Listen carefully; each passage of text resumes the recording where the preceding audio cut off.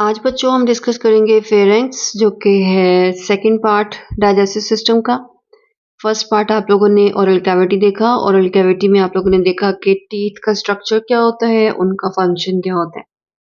Then आप लोगों ने टंग एंड पैलेट का स्ट्रक्चर एंड फंक्शन देखा।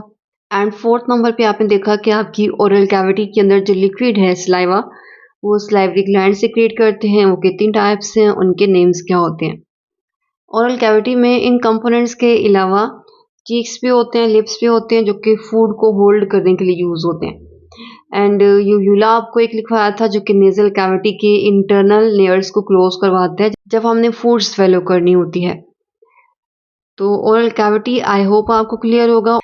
तो ओवरऑल ओरल कैविटी का फंक्शन जो है वो एक है फूड को मैकेनिकली टीथ के थ्रू च्यू करके ब्रेक करना, और दूसरा स्लाइवा के अंदर मौजूद एंजाइम्स के थ्रू उसको केमिकली ब्रेक करना।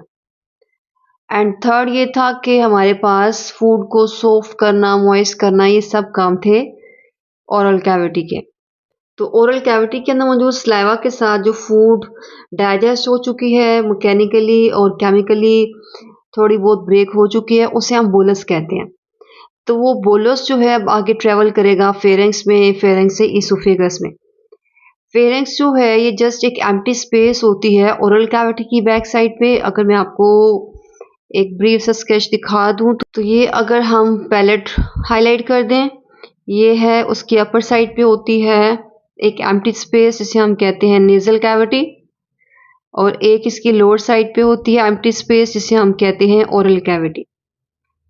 और आपके जो थ्रोट का रीजन है, जो नेक जहाँ से स्टार्ट होती है, वहां पे दो ट्यूब्स होती हैं।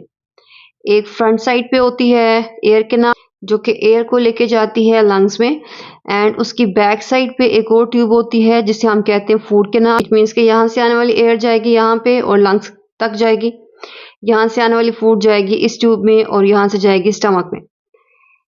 ये जो एक एम्प्टी स्पेस होती है इन दो कैविटीज और इन दो ट्यूब्स के दरमियान, इस एम्प्टी स्पेस को हम कहते हैं फेरेंक्स है।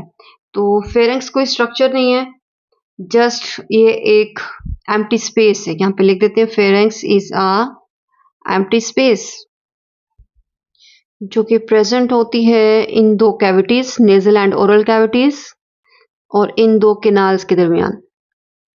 एक है फूड केनाल और एक है एयर केनाल। और कैविटीज कौन कौन सी हैं? Nasal and oral.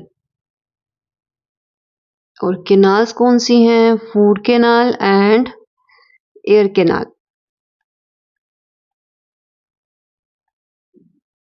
अगर इस कंप्लीट एम्प्टी स्पेस को मैं हाईलाइट कर दूं तो ये आपका फर्स्ट पॉइंट बनता है जो कि नेजल कैविटी की बैक साइड पे है, और ये सेकंड पॉइंट बनता है जो कि है ओरल कैविटी की बैक साइड पे, और एक थर्ड पॉइंट यहाँ बनता है जो कि इसोफेगस की बिहाइंड यहाँ पे मौजूद होता है, जैसा कि फिगर में आपको नजर आ रहा होगा। तो इन तीनों के नेम्स मैं आपको लिखवा देती हूँ। ये जो फर्स्ट आपको मैंने हाईलाइट करवाया नेजल कैविटी की बैक साइड पे, इस फेरेंक्स को हम कहते हैं नेजोफेरेंक्स है। ये सेकंड पार्ट जो कि ओरल कैविटी की बैक साइड पे है, इसे हम कहते हैं ओरोफेरेंक्स है।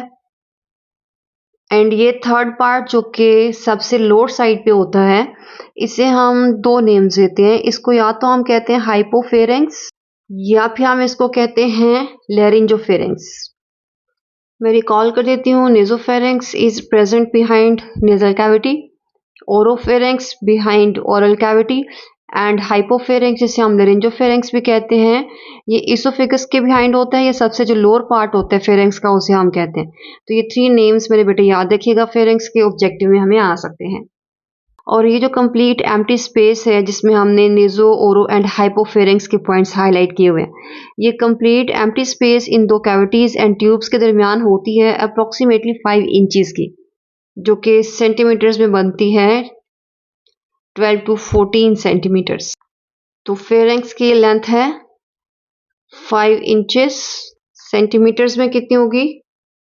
12 से 14 सेंटीमीटर्स। और इस एम्प्टी स्पेस में और कोई स्पेसिफिक स्ट्रक्चर नहीं होता है, चारों तरफ से इस एम्प्टी एरिया को मसल्स ने सराउंड किया होता है, तो हम इसको मस्कुलर पार्ट भी कहते हैं। तो मस्कुलर पार्ट जिसमें नेजोफेरेंक्स है, ओरोफेरेंक्स है और हाइपोफेरेंक्स होता है। अब हमारी गट के अंदर जो ट्यूबुलर पार्ट इसोफेगस से स्टार्ट होता है, और ये पाइप, ये ट्यूब आगे कौन कौन से पार्ट्स के अंदर एक्सटेंड होती है उसका स्केच मैं आपको आज ड्रॉ करवाऊंगी। जो डिटेल है वो इंशाल्लाह हम स्टार्ट करेंगे नेक्स्ट लेक्चर में। एंड कंप्लीट स्केच ड्रॉ करने से पहले ये सलाइवरी ग्लैंड्स में एक टॉपिक, जब मैं आपको ये बता रही थी कि इसकी पीएच न्यूट्रल होती है, 7 होती है, लेकिन हमारी ओरल कैविटी के अंदर जब हम खाना खाते हैं जो कार्बोहाइड्रेट्स होते हैं, जो ओरल कैविटी के बैक्टीरियाज होते हैं, जब वो कार्बोहाइड्रेट्स को ब्रेक करते हैं तो उसकी ब्रेकडाउन से एक बाय प्रोडक्ट बनता है जो कि एसिडिक नेचर का होता है। तो वो एसिड्स जो कि कार्बोहाइड्रेट की ब्रेकडाउन से एज अ बाय प्रोडक्ट बनते हैं बैक्टीरियाज की एक्टिविटी के बाद, वो क्या करते हैं हमारी ओरल कैविटी में पीएच को न्यूट्रल से कम करवा देते हैं, एसिडिक करवा देते हैं। उस एसिडिक पीएच को फिर ये वाले सॉल्ट क्या करते हैं, हाई करवाते हैं और न्यूट्रल तक लेके आते हैं। तो बफरिंग करना या पीएच को स्टेबल रखना, न्यूट्रल रखना काम था सॉल्ट का। कम क्यों हो जाते हैं? बैक्टीरियाज की एक्टिविटी की वजह से, जो कार्बोहाइड्रेट्स को ब्रेक डाउन करते हैं और एसिड्स को as a by product produce करते हैं। तो ये प्रीवियस लेक्चर में आई थिंक यहाँ से ऑडियो क्लियर नहीं थी, इसको ऐड कर लीजिएगा। अब हम गट के कंप्लीट पार्ट्स को ड्रॉ करते हैं और ओरल कैविटी से पार्शली डाइजेस्ट होकर जो फूड आई है उसको हम बोलस कह रहे हैं। एंड बोलस जो रिसीव करती है वो फर्स्ट ट्यूब है इसोफेगस। ठीक है, ओरल कैविटी से फूड गई कहाँ पे? फेरेंक्स में। और फेरेंक्स जो डाइजेस्टिव सिस्टम का पार्ट है उसमें ओनली ओरोफेरेंक्स का पार्ट इंक्लूड होता है। नेजो एंड जो लेरिंजोफेरेंक्स हैं वो इंक्लूड होते हैं रेस्पिरेटरी सिस्टम में। तो ये इसोफेगस जो है ये बोलस को पिक करती है और पिक करके ले जाती है स्टमक में। आज मैं जस्ट आपको ड्रॉ करवा रही हूँ, इसका स्केच, इनकी डिटेल हम पढ़ेंगे इंशाल्लाह नेक्स्ट लेक्चर में। और इसोफेगस की ये ट्यूब जो है बोलस को लेके ओपन होती है स्टमक में। साथ ही इनको लेबल कर लेते हैं, ये है डाइजेस्टिव सिस्टम का थर्ड पार्ट जो कि है इसोफेगस, या फिर हम इसको कह सकते हैं फूड कैनाल। और ये है डाइजेस्टिव सिस्टम का फोर्थ कंपोनेंट स्टमक। और स्टमक जो है ये फूड को मजीद प्रोसेस करता है स्मॉल इंटेस्टाइन में। स्मॉल इंटेस्टाइन के रिमेनिंग पार्ट्स को ड्रॉ करने से पहले मैं आपको लार्ज इंटेस्टाइन का स्केच ड्रॉ करवा देती हूँ, क्योंकि स्मॉल इंटेस्टाइन के रिमेनिंग पार्ट्स को इसके अंदर प्लेस किया जाता है। और स्मॉल इंटेस्टाइन का ये पहला पार्ट होता है, ये लार्ज इंटेस्टाइन की बैक साइड से होता हुआ इस तरह से फोल्डेड फॉर्म में मौजूद होता है। तो जैसे रैंडमली पाइप पड़ा होता है ना, तो वैसे ही ये प्लेस किया गया है लार्ज इंटेस्टाइन की इनर साइड पे। इसको ड्रॉ करने के मल्टीपल मेथड्स हैं। अगर आप इस तरह से ड्रॉ नहीं करना चाहते हैं तो जस्ट आप कॉइल्ड पाइप इस तरह से इनर साइड पे प्लेस करवा सकते हो और इसको डबल कर देना। स्मॉल इंटेस्टाइन के ड्यूडेनम के पार्ट में प्लेस किया गया होता है एक ग्लैंड जिसका नेम है पैंक्रियाज। और स्टमक की राइट साइड पे प्लेस किया गया होता है ट्रायंगुलर शेप का लिवर, जिसकी 2 पार्टीशन होती हैं, राइट एंड लेफ्ट। और यहाँ से पिक करके एक डाइजेस्टिव जूस जो है वो प्लेस किया जाता है पैंक्रियाज की इस डक्ट के अंदर। और लिवर के साथ ये इस तरह का एक स्ट्रक्चर हैंग हो रहा होता है जिसे हम कहते हैं गॉल ब्लैडर, जिसमें डाइजेस्टिव जूस को मुसलसल क्या किया जा रहा होता है, स्टोर किया जा रहा होता है। और ये जो डक्ट्स होती हैं आपस में कनेक्टेड होती हैं एक सिस्टिक डक्ट के थ्रू। इन सब के डिटेल स्ट्रक्चर हम ड्रॉ करेंगे जब हम इनको वन बाय वन डिस्कस करेंगे। अभी जस्ट मैं आपको ओवरऑल स्केच नोट करवा रही हूँ कि कौन सा पार्ट कहाँ पे मौजूद होता है। इन सबको अगर हम लेबल कर दें तो ये है पैंक्रियास, ये है लिवर, ये लिवर के साथ मौजूद उसका बैग जिसमें डाइजेस्टिव जूस को स्टोर किया जाएगा, गॉल ब्लैडर। और ये जो ट्यूब होती है इसे हम कहते हैं ये है बाइल डक्ट, जो कि डाइजेस्टिव जूस को लेके आएगी लिवर से। ये फर्स्ट पार्ट को आप पैंक्रियाटिक डक्ट कहते हो, जिसमें पैंक्रियाटिक जूस होगा पैंक्रियास का। और ये जो सेकंड पार्ट होता है ये वाला, जहाँ पे दोनों जूसेस होंगे, लिवर के भी और पैंक्रियास के भी, इसकी भी डिटेल हम इंशाल्लाह जूम करके ड्रॉ करेंगे। तो उसे हम कहते हैं हेपेटोपैंक्रियाटिक। अभी मैं जस्ट आपको ये वाला पार्ट हाईलाइट करवा रही हूँ जो कि पैंक्रियास के जूस को पोर करवाएगी कहाँ पे? स्मॉल इंटेस्टाइन में। तो ये है पैंक्रियाटिक डक्ट। स्टमक के स्टार्ट पे ये जो एक ओपनिंग होती है इसे हम कहते हैं कार्डियक स्फिंक्टर, और एंड पे ये वाली जो एक रिंग होती है ये भी स्टमक के लास्ट पार्ट की ओपनिंग और क्लोजिंग को कंट्रोल करती है, इसे हम कहते हैं ये है पाइलोरिक स्फिंक्टर। तो अभी तक जितने पार्ट्स मैंने हाईलाइट करवाए हैं, फर्स्ट है ये ट्यूब जिसमें बोलस को रिसीव किया जाएगा, इसोफेगस, जिसे हम फूड कैनाल भी कहते हैं। देन उसके बाद ये जे शेप का स्टमक और उसके स्टार्टिंग पे एंड एंड पे दो स्फिंक्टर्स जो कि ओपनिंग एंड क्लोजिंग को कंट्रोल करेंगे, cardiac sphincters and pyloric sphincters. And ये रेड कलर में सारा आपको नजर आ रहा है स्मॉल इंटेस्टाइन का पार्ट। स्मॉल इंटेस्टाइन को स्मॉल क्यों कहते हैं, लार्ज क्यों कहते हैं, मजीद इनकी डिटेल हम डिस्कस करेंगे जब हम इनके हर एक पार्ट को डिटेल के साथ देखेंगे।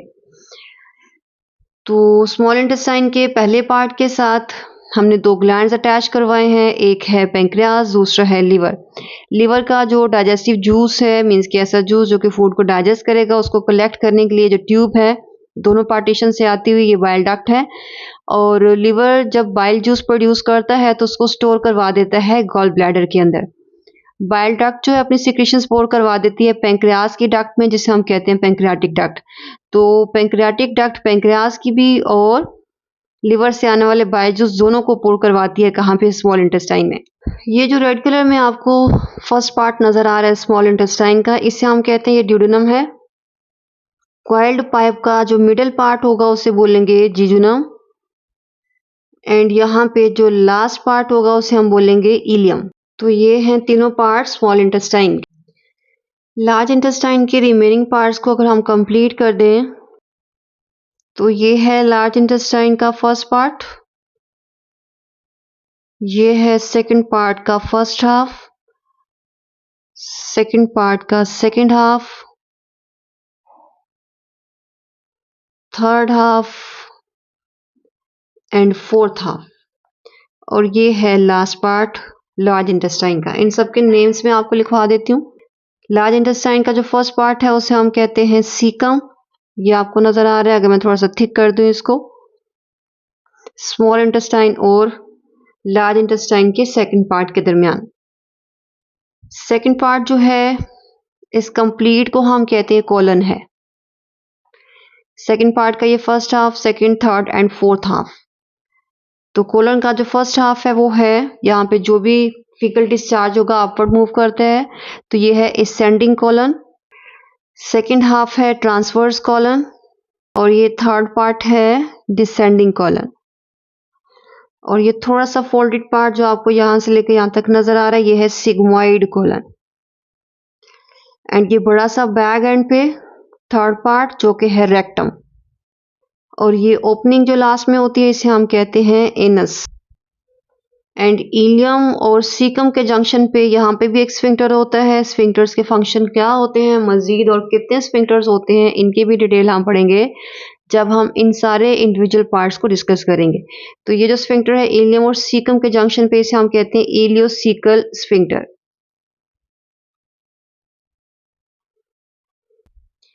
इसमें से इसोफेगस के फंक्शंस अगर आप लिखना चाहें तो इसका काम क्या होता है कि ओरल कैविटी से आने वाले बोलस को ट्रांसफर करना स्टमक में। तो इसोफेगस का एज सच कोई स्पेसिफिक फंक्शन नहीं है, लिख देते हैं। ये क्या करता है, ट्रांसफर करता है बोलस को। बोलस है वो फूड जिसमें ओरल कैविटी का सलाइवा मिक्स हो चुका है एंड वो पार्टली डाइजेस्ट हो चुकी है। तो ट्रांसफर करना बोलस को from oral cavity into stomach. Next lecture से पहले मेरा बेटा ये कंप्लीट स्केच जो है प्रैक्टिस कर लीजिएगा, और नेक्स्ट इंशाल्लाह हम स्टार्ट करेंगे इन सारे ऑर्गन्स को वन बाय वन डिस्कस करेंगे और देखेंगे इनका मजीद स्ट्रक्चर क्या होता है और इनके फंक्शंस क्या होते हैं। और नेक्स्ट इंशाल्लाह हम स्टार्ट करेंगे स्टमक को।